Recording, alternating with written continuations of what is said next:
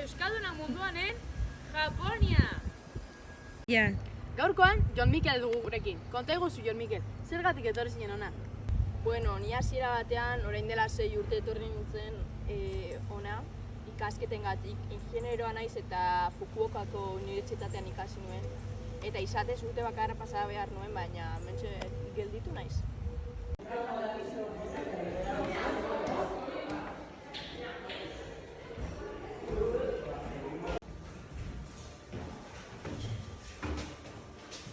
Eta inoiz, etxera bueltaiko asmorik badakotzu?